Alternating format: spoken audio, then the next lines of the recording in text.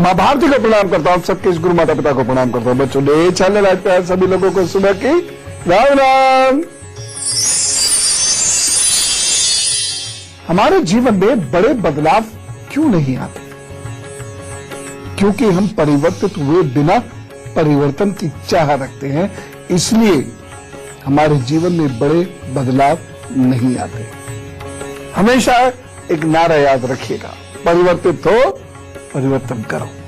बहुत सारे लोग पूजा के बारे में जानना चाहते हैं कि पूजा की कुछ खास चीजें मैं बताऊं, शंख के बारे में बताऊं, घी के बारे में बताऊं, दीपक के बारे में। खासतौर से बहुत सारे लोगों की जिज्ञासा है, कौन सा दीपक क्या दे सकता है, किस कार्य विशेष के लिए हम कौन सा दीपक जलाते हैं, या कौन सा दीपक हमें जलाना चाहिए, किस स्थान पर जलाना चाहिए, आदि आदि।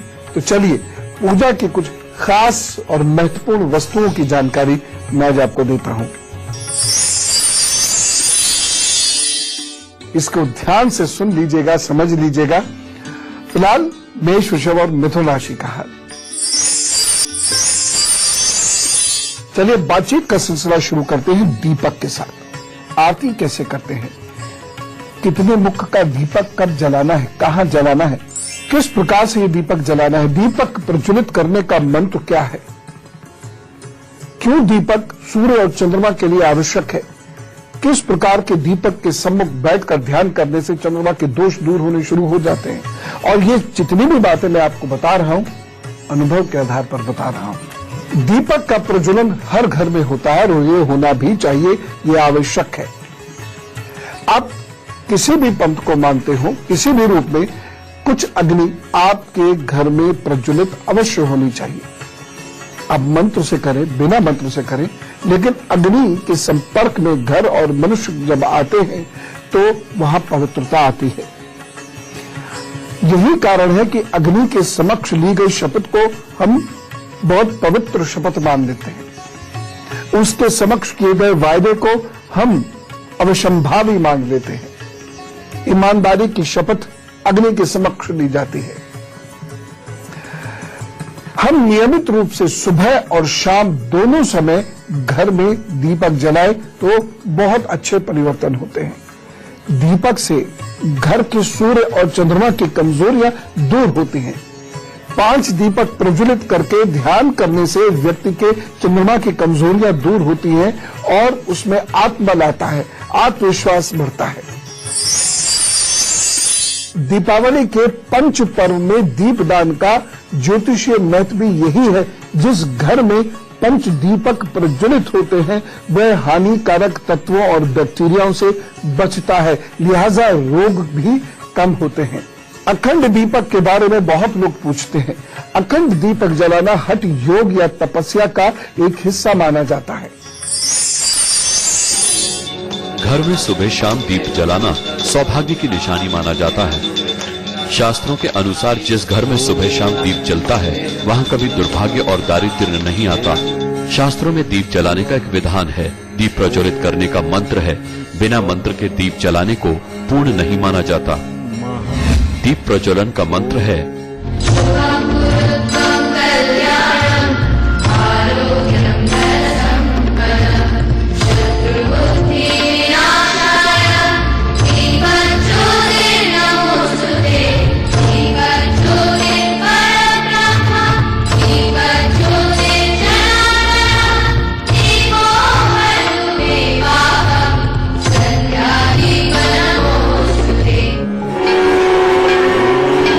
भारतीय संस्कृति में दीपक जलाने का विशेष महत्व है। किसी भी पूजा का दीपक एक खास हिस्सा होता है। सामान्यतः हम घी या तेल का दीपक जलाते हैं, लेकिन हमारे शास्त्रों में देवता की कृपा और अपने उद्देश्यों की पूर्ति के लिए अलग अलग दीपक और तेल घी का प्रयोग करने की बात कही गई है। आर्थिक लाभ के लिए 7 मुखी घी का दीपक जलाना चाहिए। अगर शत्रुओं का नाश करना हो तो भैरव देवता के समक्ष सरसों के तेल का दिया जलाना चाहिए। शनि अगर कष्ट दे रहा हो तो तिल के तेल का दीपक जलाना चाहिए। इसके अलावा विद्यार्थियों को सरस्वती माँ की प्रसन्नता के लिए 2 मुखी घी का दीपक जलाना चाहिए। घर में शांति और मंगल कार्यों के लिए गणेश जी की मूर्ति के समक्ष 3 बत्तियों का दीपक जलाना चाहिए। अब हमने दीपक जला लिया, अब हम पूजा के लिए बैठे, तो दूसरी महत्वपूर्ण चीज जो याद आती है वो घंटी। इस घंटे के बारे में अभी बात करते हैं, लेकिन अभी मैं आपको कर्क, सिंह और कन्या राशि का हाल। तो अब घंटे की बात करते हैं। पूजा करते समय घर में घंटी अवश्य बजाई जानी चाहिए। इससे घर में नकारात्मक प्रभाव समाप्त होते हैं।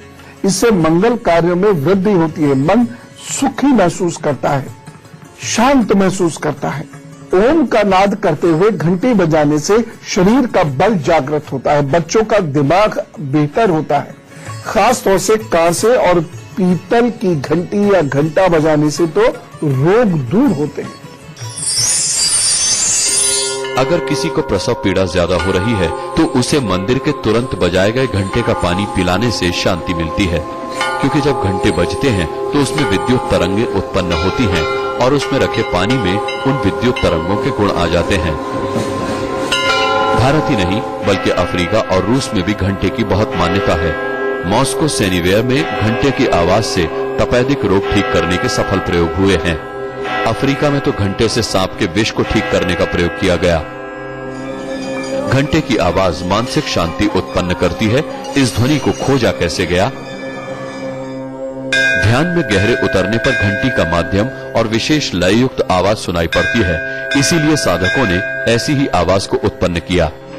घंटी की आवाज चैतन्यता तो देती ही है, साथ ही बुरे विचारों को भी समाप्त करती है। इसी प्रकार पूजा अधूरी है यदि शंख नहीं है तो। शंख की महिमा भी जानते हैं। फिलहाल मैं आपको तुला, वृश्चिक और धनु राशि का हाल बता देता हूं। तुला राशि, आज आप तो पूजा में शंख बहुत जरूरी है, बजाना सीखिए। यदि आपको बजाना नहीं आता तो जब शुरू में आप शंख से आवाजें निकालेंगी तो बड़ी विचित्र विचित्र आवाजें निकलेंगी। आपको स्वयं हंसी आएगी, बाकी लोग भी हंसेंगे, लेकिन धीरे धीरे धीरे धीरे अभ्यास से आप शंख बजाने लगेंगे। शंख बजाना चाहिए। शंख को विजय, समृद्धि, सुख, यश, कीर्ति और लक्ष्मी का प्रतीक माना गया है।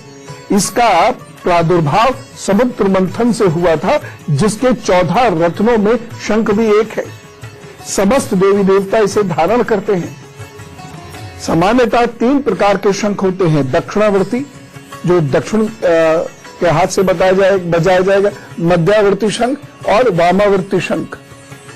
जो शंख दाहिने हाथ से पकड़ा जाता है, यानी इस तरीके से जिसमें खोल बाहर के समय दाहिनी तरफ आता है, वह दक्षिणावर्ती शंख कहलाता है। जिस शंख का मुंह बीच में से खुलता है वह इस तरीके से बजाया जाता है, मध्यावर्ती शंख होता है। और जो शंख बाएं हाथ से पकड़ा जाता है वो वामावर्ती शंख कहलाता है। मध्यावर्ती शंख और दक्षिणावर्ती शंख बहुत चमत्कारिक प्रभाव छोड़ते हैं, बहुत रेयरली मिलते हैं। इसके अलावा लक्ष्मी शंख, गोमुख शंख, कामधेनु शंख, विष्णु शंख, देव शंख, चक्र शंख, पौंड्र शंख, सुघोष शंख, गरुड़ शंख, मणिपुष्पक शंख, राक्षस शंख, शनि शंख, राहु शंख, केतु शंख, शेषनाग शंख, कच्छप शंख, इतने प्रकार के शंख होते हैं। इसमें से बहुत सारे और भी होंगे जिनके नाम मुझे नहीं मालूम, लेकिन जितने पता हो मैंने आपको बताए हैं। अब शंख का एक विशिष्ट इस्तेमाल कैसे होगा? प्रत्येक घर में शंख में गाय का दूध भरिए, थोड़ी देर बाद फिर उस दूध से छिड़काव करिए। नकारात्मक ऊर्जाएं जाती हैं, सकारात्मक ऊर्जाएं आती हैं। इसी को हम कहते हैं वास्तु दोष दूर होना। देखिए, मैं वास्तु के नाम पर बहुत तोड़फोड़ के पक्ष में नहीं हूं। हमारा सिर्फ काम होना चाहिए कि घर के अंदर पॉजिटिविटी हो। तो ये पॉजिटिविटी 3 तरीके से आती है।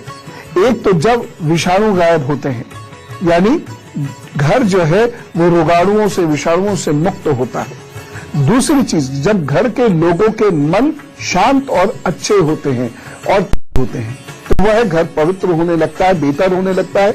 ऐसे घर की प्रोग्रेस क्षण होती है। शंख के प्रयोग से न सिर्फ वास्तु दोष को दूर किया जा सकता है, बल्कि इसका हमारे शरीर व जीवन पर भी बड़ा ही अद्भुत प्रभाव पड़ता है। शंख का भी तिलक रोजाना पूजा में करना चाहिए। गर्भवती नारी को शंख जल का सेवन कराने से संतान उत्तम इंद्रियों वाली उत्पन्न होती है तथा वाणी दोष नहीं रहता। प्रतिदिन पूजा में शंख बजाना अनिवार्य है। शंख बजाने से सांस और फेफड़ों के रोग नहीं होते। शंख में कैल्शियम, फास्फोरस और गंधक के गुण होते हैं जो उसमें रखे जल में आ जाते हैं, इसीलिए पानी में शंख डालकर उसका जल पिया जाता है। इसके अलावा शंख बजाने से हमारे चेहरे की मांसपेशियों की कसरत होती है, जिससे चेहरे की चमक बढ़ती है। साथ ही शंख बजाने से हमारी पाचन शक्ति भी ठीक होती है। गूंगेपन व तोतलेपन की समस्या में भी लाभ मिलता है। वैज्ञानिक डॉक्टर जगदीश चंद्र बसु के अनुसार शंख की ध्वनि जहां तक जाती है वहां तक व्याप्त बीमारियों के कीटाणु नष्ट हो जाते हैं। इससे पर्यावरण शुद्ध हो जाता है। 27 घन फुट प्रति सेकंड के वायु वेग से बजाए गए शंख से 1200 फीट तक दूर बैक्टीरिया समाप्त हो जाते हैं। ब्रह्म वैतर्व्य पुराण के अनुसार शंख में जल भरकर रखकर उसमें जल से पूजन सामग्री धोने और घर में छिड़कने से वातावरण शुद्ध रहता है। 1928 में बर्लिन यूनिवर्सिटी ने शंख ध्वनि का अनुसंधान करके ये सिद्ध किया कि इसकी ध्वनि कीटाणुओं को नष्ट करने की उत्तम औषधि है। शंख को अर्थवेद विश्व भेषज अर्थात अनेक प्रकार के रोगों को दूर करने वाला बताया गया है। रोगों को दुर्बल करने वाला बताया गया है। पेट में पाए जाने वाले कीड़ों को मारने वाला बताया गया है। आयुर्वेद के अनुसार शंख को बारीक पीसकर शंख भस्म बनाए जाने का वर्णन है, जिससे श्वास, खांसी, बुखार और हिचकी जैसे रोग ठीक होते हैं। अब भगवत पुराण की चर्चा करते हैं, जिसके अनुसार ऋषि संदीपन आश्रम में जब श्री कृष्ण ने शिक्षा पूरी होने पर अपने गुरु से कहा कि आप क्या दक्षिणा लेना चाहते हैं, तब ऋषि ने उनसे कहा कि समुद्र में डूबे मेरे पुत्र को ले आइए। श्री कृष्ण ने समुद्र तट पर जाकर शंखासुर को मार गिराया। उसका यही खोल शंख कहलाता है। माना जाता है कि उसी से शंख की उत्पत्ति हुई है और जो शंख वह लेके आए थे उसी को पांचजन्य शंख कहा जाता है। शंख से शिवलिंग, कृष्ण या लक्ष्मी विग्रह पर जल या पंचामृत का अभिषेक करने पर देवता बड़े प्रसन्न होते हैं। शंख की ध्वनि से भक्तों को पूजा अर्चना के समय की सूचना मिलती है और शंख की ध्वनि से वातावरण शुद्ध और रोग मुक्त होता है। पूजा में कुछ खास किस्म के 4 रुद्राक्षों का प्रयोग होता है। वह कौन से रुद्राक्ष है, उसका प्रयोग आप किस प्रकार करेंगे, ये अभी चर्चा मैं करता हूं। लेकिन हम में से कुछ लोगों का पहले जन्मदिन है जो मनाया जाएगा। हम जब जोर से बोले जरा, wish you very happy birthday. आपके आगे आने वाले 12 महीने बहुत अच्छे हैं। इसमें आपको बहुत कुछ सीखने को मिलेगा, बहुत कुछ करने को मिलेगा और आपकी प्रोग्रेस होगी, अच्छी उन्नति होती दिखाई दे रही है। विवाह, घर, मकान, नई नौकरी, प्रमोशन, अच्छे रिजल्ट्स, इन सब के लिए ये 12 महीने बहुत अच्छे हैं। खास तौर से वो लोग जो प्रमोशन की कोशिश कर रहे हैं, वह लोग यदि रिश्तों में ना उलझे, फ्रेंडशिप में ना उलझे, तो निश्चित रूप से इन 12 महीनों में उनके लिए बहुत अच्छे बदलाव होंगे। संतान के लिए, संतान सुख के लिए, संतान की ग्रोथ के लिए भी ये 12 महीने बहुत अच्छे हैं। तो कुल मिलाकर इन 12 महीनों में आपको 1-2 अच्छी खबरें सुनने को मिल सकती है, ज्यादा भी मिल सकती हैं अगर आपकी कुंडली बहुत अच्छी है तो। लेकिन आपको ग्रोथ जरूर मिलेगी, प्रतिष्ठा बढ़ेगी। बस कुछ सावधानियां जरूर इन 12 महीनों में रखनी है। तो वो जिनको शुगर की प्रॉब्लम रहती है वो बहुत अलर्ट रहिएगा। दूसरी चीज ये है, जिनके घर में बहुत तनाव रहता है पति पत्नी के मध्य, वो बहुत सावधान रहें, नहीं तो इन 12 महीनों में कोई परेशानी हो सकती है। या जिन प्रेमी प्रेमिकाओं में अभी विवाह का कोई चांस बन नहीं रहा है, लेकिन उनके बीच में तकरार हो रही है, तो वह भी बहुत ध्यान रखें, नहीं तो कहीं कोई परेशानी हो जाएगी। बचने का भी रास्ता है और वो ये है, शुक्रवार के दिन साबूदाने की नमकीन अथवा खीर जरूर गरीब बच्चों को दे दिया कीजिएगा। खासतौर से 8 साल से छोटी बच्चियों को ये जरूर दे दिया कीजिएगा। प्रभु कृपा करेंगे। Wish you all the best. याद रखिएगा, पूजा में रुद्राक्ष अवश्य होना चाहिए। ये कुछ खास मुखी हो तो घर के लिए बहुत अच्छा माना जाता है। यूं तो हर मुखी रुद्राक्ष का अपना एक अलग महत्व होता ही है, लेकिन पूजा के लिए मुख्य रूप से 4 रुद्राक्षों का प्रयोग किया जाता है। बाकी रुद्राक्ष धारण करने के लिए उचित हैं, लेकिन पूजा में इन्हीं 4 रुद्राक्षों का उपयोग होता है। और कैसे होता है? यहां पर यह माला रखी जाती है, अंगूठे से इसको यहां से रपटने के लिए रोका जाता है और इस वाली उंगली से नहीं छूकर इस वाली उंगली से इसको आगे बढ़ाया जाता है। ठीक है ना? ये बाहर रहती है इस तरीके से। फिर देख लीजिए, ये आई उंगली, ये अंगूठा लगाया, फिर यहां माला है और इसको इस तरीके से आगे बढ़ाएंगे। तर्जनी उंगली का प्रयोग आप कदापि नहीं करेंगे। इस प्रकार से रुद्राक्ष की माला से की गई पूजा बहुत कार्य सिद्ध करने वाली होती है और साधक का मन पूजा में ले जाने वाली होती है। लेकिन वो कौन से मुख्य 4 रुद्राक्ष हैं? एक मुखी स्वयं शिव रूपी होता है, भोग और मोक्ष रूपी फल देता है। इस रुद्राक्ष को अक्षय तिथि को अभिमंत्रित करके पूजा में रखने से लक्ष्मी रूठती नहीं तथा घर में शांति आती है। अष्टमुखी, इसे अष्टमूर्ति भैरव कहते हैं। ये अल्पायु दोष और अकाल मृत्यु दोष को दूर करता है। 10 मुखी, इसे स्वयं विष्णु रूप माना जाता है। ये कामनाओं की पूर्ति में अद्भुत मदद करता है, उनका नाश करते हुए मोक्ष को प्राप्त करता है। एक चीज और मैं आपसे कहना चाहता हूं, बिना शुद्ध कपूर के पूजा अधूरी है। खास तौर से वह लोग जो साधना करना चाहते हैं, उन्हें कपूर, गुग्गल इसका प्रयोग अवश्य करना चाहिए।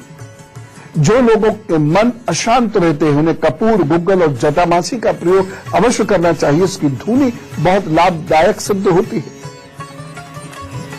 पूजा में भीमसेनी कपूर होना चाहिए, जो सफेद होता है और आप जब उससे परे देखने की कोशिश करेंगे तो ये शीशे की तरह पारदर्शक नहीं होता, लेकिन फिर भी थोड़ा पारदर्शी होता है।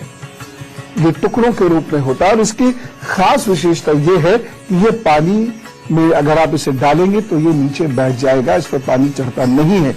इसका प्रयोग चिकित्सा में भी किया जाता है। इससे दीप प्रज्वलित किए जाते हैं।